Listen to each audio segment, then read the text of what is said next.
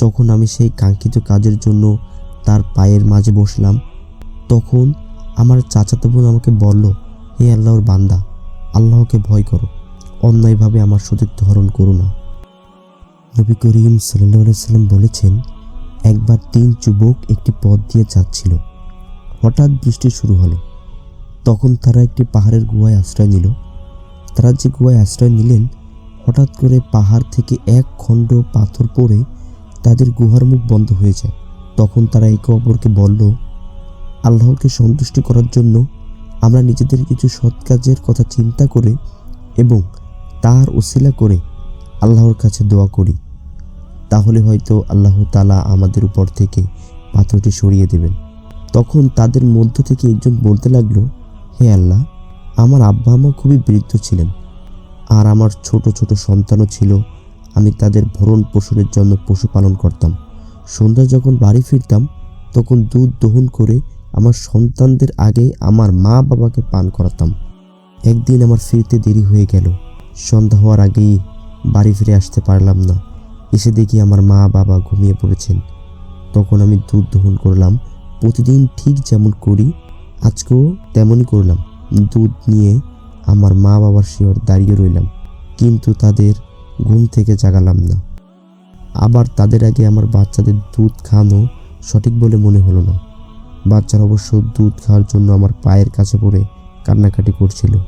এভাবে বোর হয়ে গেল।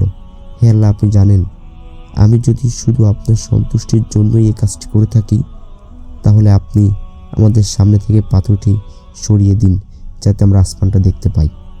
তখন আল্লাহ তাআলা কিছুটা সামান্য পরিমাণে পাথর সরিয়ে দিলেন। তখন তার আসমান দেখতে পেল। দ্বিতীয় ব্যক্তি বলল, হে আল্লাহ, আমার এক চাচাতো বোন ছিল। পুরুষেরা যেভাবে নারীদের ভালোবাসে, আমিও তাকে তার চেয়ে বেশি ভালোবাসতাম।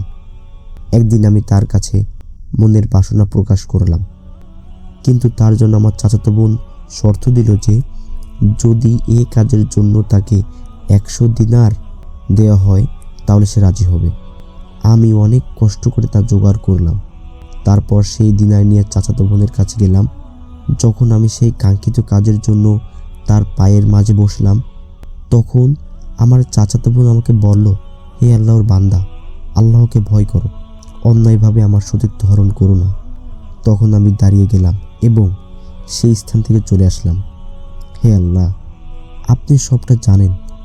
আমি যদি শুধু আপনার সন্তুষ্টির জন্য এই কাজটি করে থাকি, তাহলে আপনি আমাদের জন্য পাথরটা সরিয়ে দিন। তখন আল্লাহ তাআলা পাথরটা কিছুটা সরিয়ে দিলেন।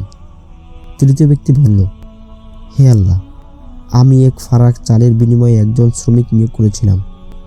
যখন সে তার কাজ শেষ করে আমাকে বলল, আমার পাওনা আমাকে বুঝিয়ে দাও, আমি তাকে পাওনা দিতে গেলে সে তা নিল না। আমি সেই পাওনা টাকা দিয়ে কৃষি কাজ করতে লাগলাম এবং সেই টাকা দিয়ে গরু এবং রাখাল জমা করলাম। বেশ কিছুদিন পর সেই শ্রমিক আমার কাছে আবার ফিরে আসলো এবং বলল, আল্লাহকে ভয় করো, আমার মজুরি আমাকে ফিরিয়ে দাও। আমি বললাম, এই সব গরু আর রাখাল নিয়ে যাও। তখন সে বলল, আল্লাহকে ভয় করো, আমার সঙ্গে ঠাট্টা করো না। আমি বললাম, আমি তোমার সাথে কোনো রকম ঠাট্টা করছি না, এগুলো নিয়ে যাও, কারণ এগুলো সব তোমার টাকা দিয়েই করা। তখন সে তা নিয়ে গেল। হে আল্লাহ, আপনি জানেন, যদি আমি আপনার সন্তুষ্টি লাভের জন্য এই কাজটি করে থাকি, তাহলে পাথরটি সরিয়ে দিন।